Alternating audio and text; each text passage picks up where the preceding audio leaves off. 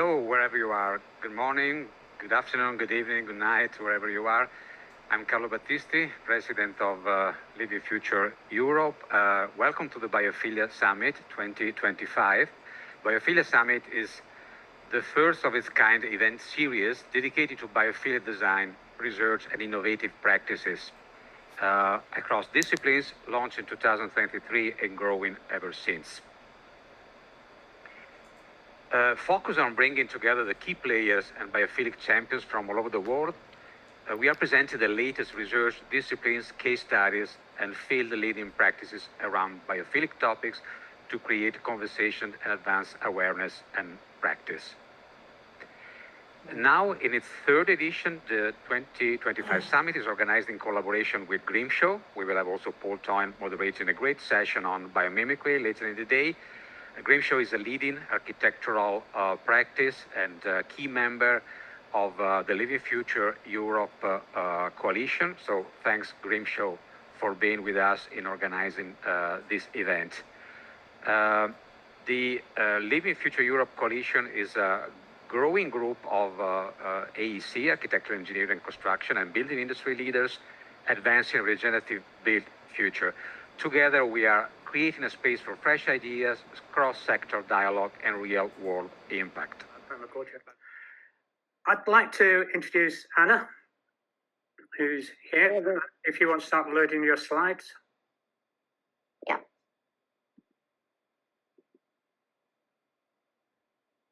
Anna, an interior designer, educator, and consultant, specializing in biophilic design and trend forecasting for interior spaces. And Anna, from our initial conversation, I just loved your biophilia journey. So looking forward to this. Perfect. Thank you so much for the introduction, Martin. So today we'll see the impact of biophilic experience on students' design processes. I would like to share a little bit of my experience. So my biophilic journey started with a simple curiosity about how everything around us influences how we feel. But along the way, I discovered that biophilia leads us to something greater than ourselves, something that filled my admiration for the divine wonder revealed through nature. That insight inspired my passion for biophilic design to inspire others.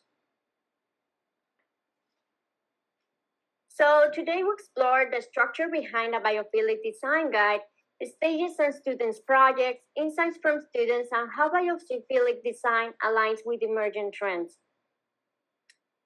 So first, the students study the theory of biophilic design in class, and then they apply all the knowledge in their own projects using the guide as a framework. So here's the structure behind this biophilic design guide, and it's organized into phases, and each phase is divided into stages. So we have the exploration phase that is focused on reconnecting with nature. Then we have the analysis phase to identify opportunities and prioritize user needs. Then we have the strategy where we focus on understanding the design decision making, and the application phases that are execution and lessons learned. So here's part of this design guide along with different activities. So students combine sensory experience with analytical thinking to create a personal science-based design language. So today we'll focus on the exploration phase and the essence of the strategy. And the exploration phase has different stages. So we have the discover, inspire, explore, and experiment stage. As designers, we often want to start creating immediately, but true biophilic design begins with discovery. The students practice shirin-yoku or forest bathing, a Japanese practice of slow down and be fully present, engaging all 5 senses. And then they take a pretest to identify natural elements and biophilic patterns by observing different nature videos, such as the I Am Project by Free Spirit, and analyzing different built environments, such as Green Acre Park in New York. So here's a little part of the video that they always watch. I am the forest. I am a peaceful place, a place of poetry and enchantment. I am the forest.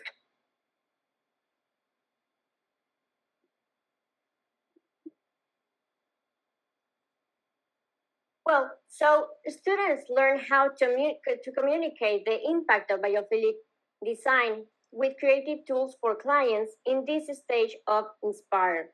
But before that, we analyzed biophilic design in Mexico through cause and effect relationships. Some of the causes that we always identify is that many projects still prioritize aesthetics over well-being, and clients often reduce the biophilic design to just adding plants.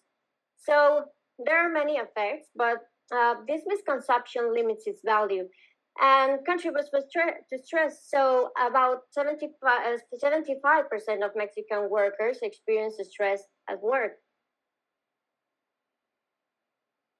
So in that way, having this overview, students develop their step-by-step process to communicate the value of biophilic design, introducing different creative tools such as mood boards, material kits, or sensory labs.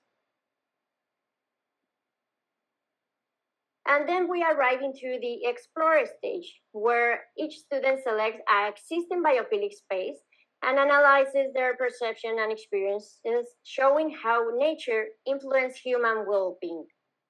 So here we have an example of a student that went to Ensenada, Baja California, and this immersion inspires them to design environments that evoke similar emotions in their own projects.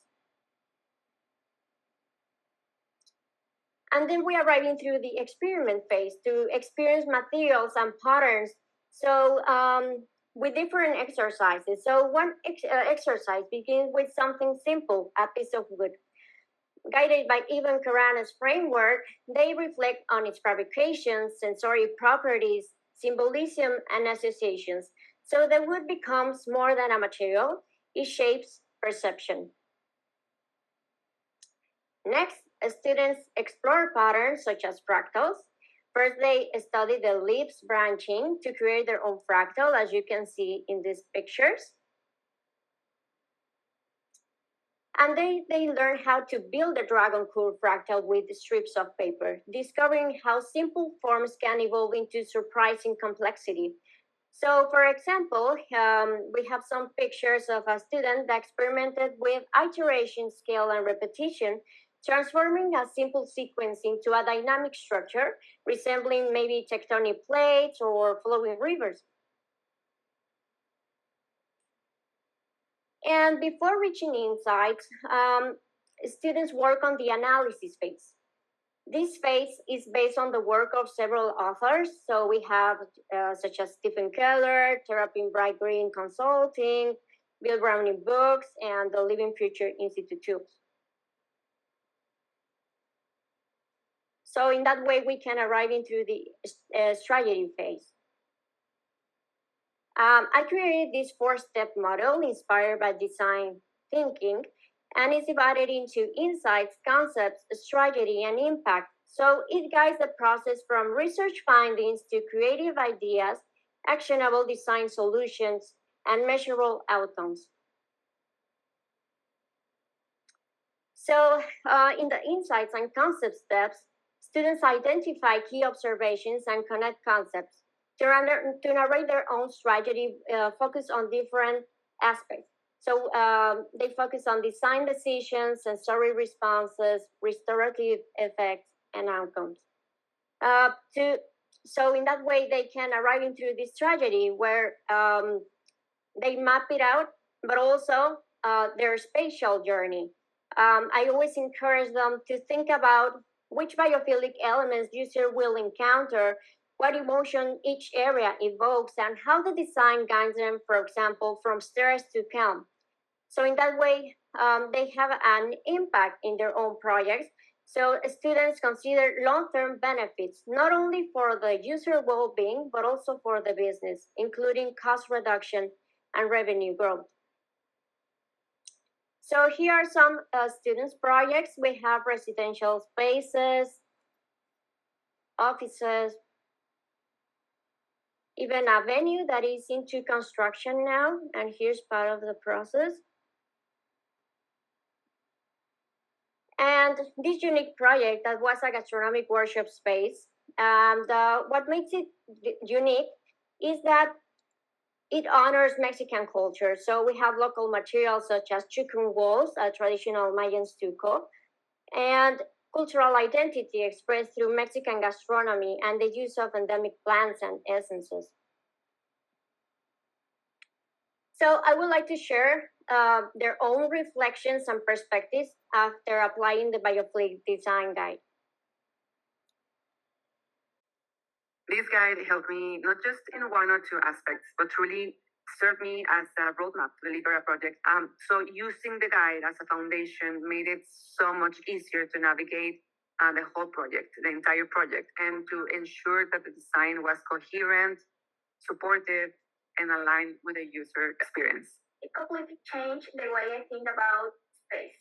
Now I see the spaces more like living environments. Every time I enter a place or design a new space, I ask myself, how will people feel here? Does it bring a sense of calm? And as designers, this type of knowledge makes it impossible not to be more conscious, more aware of how we walk, live, create, design spaces. In a few words, biophilic design changed my whole perspective. I don't just design spaces anymore. I design for connection. And it really changed how I think, how I design, and how I live. But also about creating spaces that truly honor the sensitivity and the connection we all have within ourselves, within each other, and with nature. So now I focus on creating a space that truly restore, inspire, and reconnect people with nature. Made me basically realize that this does work. I think I am now more aware of what I use in design at every level, not just functionally, but also emotionally and sensorially. I've also become more intentional about staying connected to nature, even in small ways. I also enjoy sharing this knowledge with people who want to improve their well-being through the spaces they inhabit. For me, it was truly transformative. I can even go further, and I can tell you that also changed how I regulate myself, how I inhabit my own space, and even how I choose to spend time in the places that I go often. Really, learning about biophilia, biophilic design has the power to shift not only how we design, but how we live our lives in space. And finally, looking forward to 2026 research from Fashion Snoopad trend forecasting research, we can identify 4 pillars driving interior design. So we have authenticity, honoring local materials and cultural identity, sustainability, connection, creating spaces that foster interaction and community, and total immersion, engaging all 5 senses. So the future is about intentionally integrating well-being, technology, and sensory elements. This is why biophilic design is no longer optional, it's an imperative for the future. Thank you. I think you're mute. Martin? Very clever. I'm back. Okay, many thanks, Anna, and many thanks for bringing it in on time. You did really well. Yeah, and I love that journey and the feedback from the your students. So that's wonderful. I wonder if William can come back to join us for a quick conversation. Because I'd like to talk about a theme which you both picked up on, which is nature as teacher. Recording in progress. Yeah, nature as teacher. William, you talked to that quite a bit, but likewise with yourself, Hannah. And I'd just like to push that a little further about educating the educator. So how can we get teachers to listen to nature so they in turn are learning from nature? Anna, do you want to take that first? Yeah, of course. Well, when I started teaching classes, I always ask myself, how can I make these concepts be better understand in a more meaningful way. So that's why I developed this guide. In a way, they could use it along with different sensory experiences. So I think that's the way to maybe I would suggest to other teachers use it. No, with different sensory experiences, analytical thinking. In that way, they can develop their own science-based design language. So I think it would be part of that. And my teaching method, I think it's not a teaching method, it's a way of awakening a new way of seeing the world. Absolutely. And I think as teachers, we do take students and practitioners out into nature and do all the nice tree hugging and forest bathing and all that sort. But it is how we take the teachers out to do that same learning experiencing. Yeah, I've heard a lot of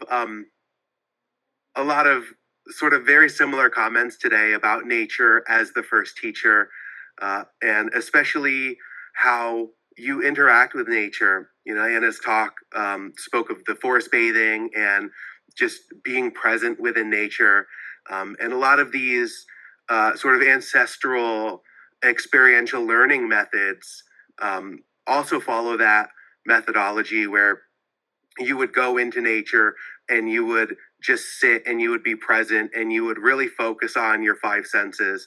And I think what's really interesting is our concept of the sixth sense has grown out of this. And indigenous civilizations believe that when you were fully attuned and able to integrate your five senses, you unlocked this extra awareness of the nature around you.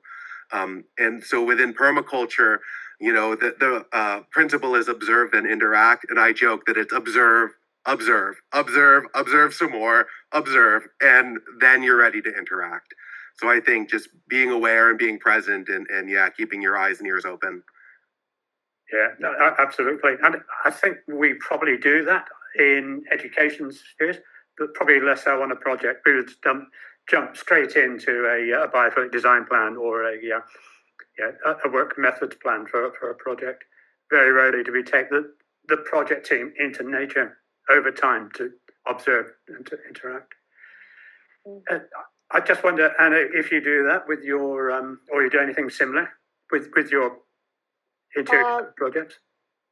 Yeah, well, there are some stages in the guide when we go to a physical place and analyze all the space by observing the people around the space, the movement, and all that is around them. So in that way, they can understand better how to apply all what they see in the space in their own projects. So I think, observe is mainly a basic principle to design. Yeah. Excellent. And William, you talked about some of the principles of permaculture, and I particularly like that time issue and the liminal spaces, the edges, and the edges being where the fun is, where activity really helps. And have you seen that move into the world of biophilia, not just permaculture? Well, absolutely. You know, if you look at even from room to room, walking through the threshold and having each room have its own presence and feeling. And, you walk into the room and you want it to evoke something through the light and the sensory applications.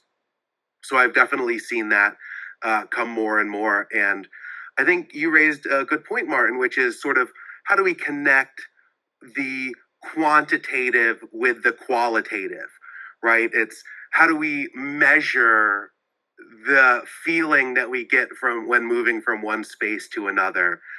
So I think it's really interesting. One of the measures I might consider is biodiversity. And, when you look at a meadow versus a forest, each one of those can support maybe 7 species of birds individually, but that interface between the meadow and the forest is home to nearly 50 species. So it's how do we incorporate that sort of practicality into our built environments? And if you wanted to add to that. Yeah, something that I love about the presentation of William is that he mentioned that empowering architects to design with living systems, not just around them. I think it's really true. We have to think in long-term benefits, not only at the moment we design a project. So yeah, I think it's really important to focus on that. Yeah, absolutely. And I think a lot of people see biophilia and biophilic design as bringing nature into the space or views of nature. But it's also that sensing, as you described, William, moving from one space to the other around those edges. So I think how we bring nature's feedback loops into our buildings is all part of biophilia. William, I don't know if you wanted to comment on. Yeah. I mean, there's a couple of really great concepts. You know, obviously, I can't talk about everything in our short time together, but these different applications of the 5 senses and how they make it into our designs, I think is really important. So within my area, we have outdoor classrooms now where the schools will go outside. They will conduct their classes, and studies have shown, you know, more attention, lower. More focus, you know, lower ADHD levels and things like that. But then taking it to the next step is how do you really design the classrooms outside to be in and to teach this experiential learning? And I like the ideas of like having snack tracks where it's a little trail with plants and you learn about them and you can eat them, or sensory trails where you're supposed to smell the flower and touch and look very closely at the flower design and things like that. I think we need more of that in education. Yeah, and in live projects, taking that time to observe and interact. There's that wonderful expression that we should be spending 20 minutes a day in nature to do what you're describing. And if we don't have time for that, we should be spending an hour.